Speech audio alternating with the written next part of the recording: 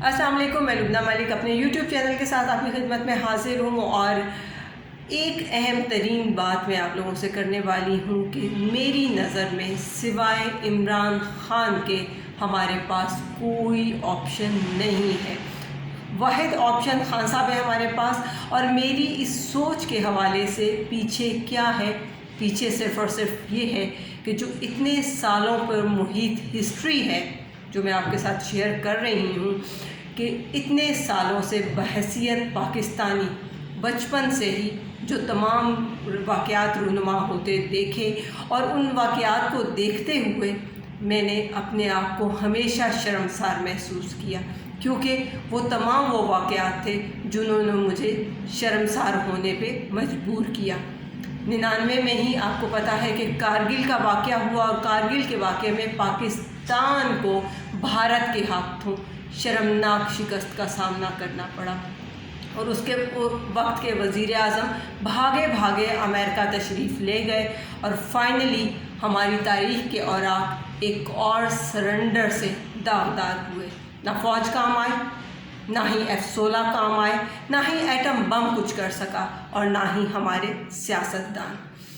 99 میں ہی بھارت نے پاکستان کی سرحدوں کے قریب ایک پاکستانی نیوی طیارے کو مار گرایا، جس میں درجن سے زائد نیوی افسران اور جوانوں کی شہادت ہوئی۔ پاکستان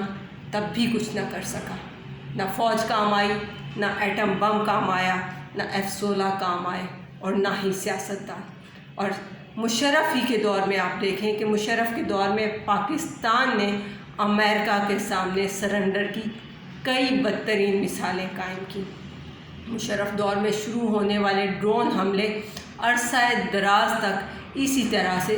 جاری و ساری رہے۔ بے شمار معصوم پاکستانی بھی اس کا نشانہ بنے، اور تمام لوگوں نے اپنے رنج کا بھی اظہار کیا، لیکن ان کے رنج کا کہیں پہ کوئی اثر نہ ہو سکا۔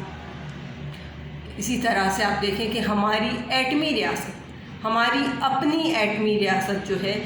اس نے ہمارے ایجنسی کے ساتھ بہت سارے ایسے لوگ تھے جنہوں نے غلط رویے روا رکھے، اس کے باوجود ہم نے انہیں باعزت طریقے سے پاکستان سے فرار بھی کروایا۔ بہت ساری چیزیں اس طرح کی ہوتی رہیں، ہمارا قومی فخر ملیاں میٹ ہوتا رہا، لیکن کسی کو نہ شرم آئی اور نہ ہی کسی نے تھوڑی سی بھی غیرت محسوس کی۔ پاکستان میں آپریشن کیا گیا، جی بالکل ایک شرمناک قسم کا آپریشن پاکستان میں کیا گیا 2011 میں، کہ جب کچھ مقامی ایجنٹوں کی مدد سے امریکہ پاکستان کے شہر ایبٹ آباد میں گھس کر اسامہ بن لادن کے کمپاؤنڈ پر حملہ کرتا ہے، اور سکون سے، انتہائی سکون سے آپریشن مکمل کر کے وہاں سے اسامہ بن لادن کی باڈی کو بھی بہت محفوظ طریقے سے اپنے ساتھ لے جاتا ہے۔ اور فائنلی شرمناک واقعہ اس وقت ہوا جس وقت اس واقعے کے اگلے ہی روز اس وقت کے صدر جناب آصف زرداری صاحب کا امریکی اخباروں میں ایک کالم چھپا، جس میں وہ اس عظیم الشان آپریشن پر امریکی صدر کو مبارکباد پیش کرتے نظر آئے۔ کیا کہیں کہ یہ تمام لوگ وہ رویے انہوں نے روا رکھے کہ جنہوں نے نہ ہماری حمیت رہنے دی، نہ عزت۔ یہ احساس ایک انتہائی تباہ کن احساس تھا، انتہائی ذلت سے بھرپور احساس۔ ہمارا قومی فخر ملیاں میٹ ہو گیا۔ ہم نے وہ بے توقیری سہی، ہم نے وہ ذلالت سہی جو حالیہ تاریخ میں شاید ہی کسی اور قوم نے سہی ہو۔ لیکن پھر کیا ہوا؟ پھر تاریخ بدلنا شروع ہوئی۔ 2018 میں جب عمران خان چیئرمین پاکستان تحریک انصاف کا انتخاب عوام نے کیا، اور انہیں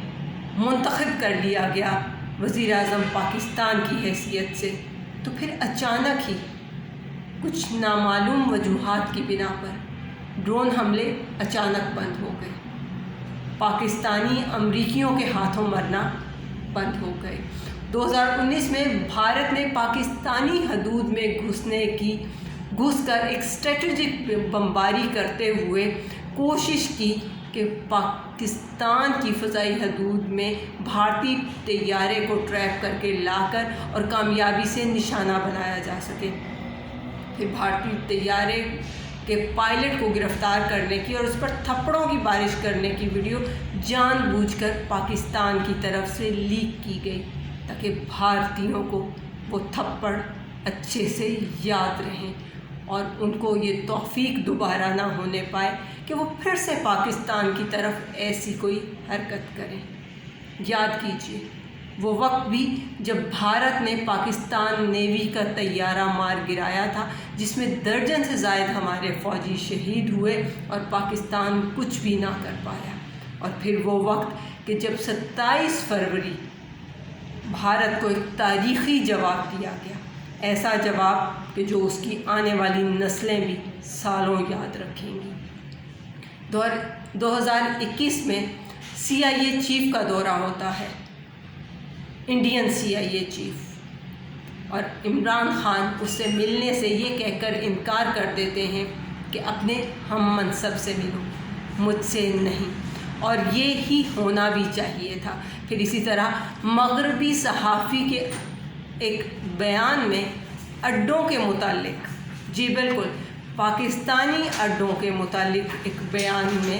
عمران خان بڑے کھلے لفظوں میں کہہ دیتے ہیں ایبسلیوٹلی ناٹ، اور ان کا اعتراض یہ سن کر بہت سارے لوگ اسے منہ زبانی بیان قرار دیتے ہیں، لیکن پھر دیکھنے والوں نے دیکھا کہ یہ منہ زبانی بیان نہیں تھا۔ خان صاحب نے جس طرح بہتر انداز میں پاکستان اور پاکستان کی سالمیت پہ بہترین طریقے سے وہ چلے، پاکستان کو لے کے پاکستان کو معاشی طور پر بھی مستحکم کرتے ہوئے اور تمام چیزوں کو اچھے انداز میں لے کے چلتے ہوئے۔ آلدو بہت سے لوگوں کا یہ کہنا تھا کہ پاکستان وینٹیلیٹر پر ہے اور اس کا پائپ امریکہ کے ہاتھ میں ہے، ان لوگوں نے ہی ہمیں یہ بھی بتایا کہ اگر پاکستان کو معاشی طور پر مستحکم کرنا ہے تو پھر امریکی جی حضوری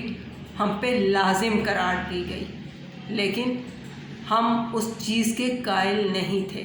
آپ کے سامنے ہے کہ اگر عمران خان صرف منہ زبانی باتیں کرتا ہے، صرف منہ زبانی بیانات دیتا ہے، تو یہی کام باجوہ صاحب نے کیوں نہیں کیے؟ یہی کام نواز شریف نے، شہباز شریف اور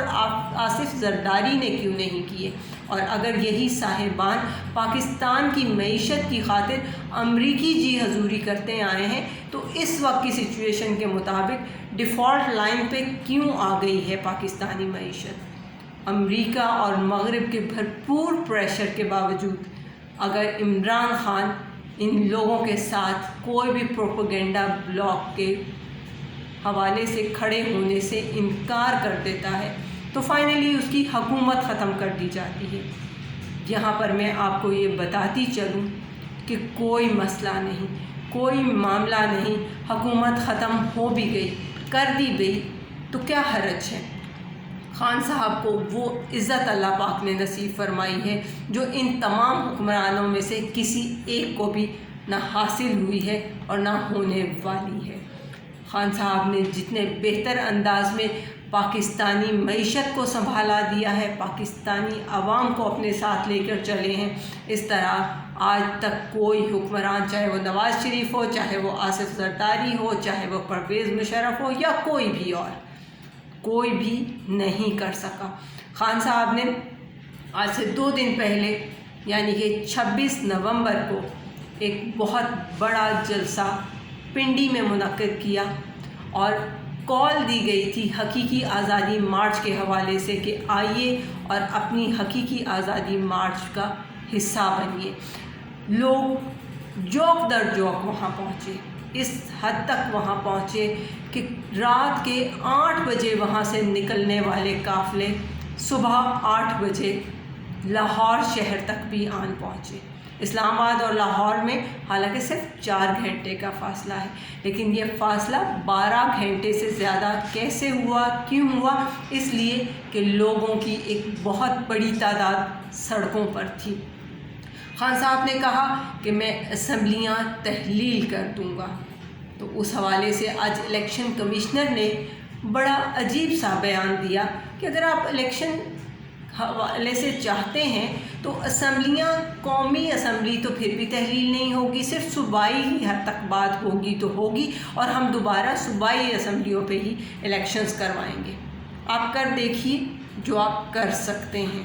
آپ کو بہت اچھے سے پتہ لگ جائے گا جس وقت عوام آپ کے سامنے آ کھڑی ہوگی اور عوام آپ کو بتائے گی، عوام آپ سے پوچھے گی کہ آپ نے در حقیقت کیا کیا ہے۔ عمران خان زندہ باد، پاکستانی قوم پائندہ باد۔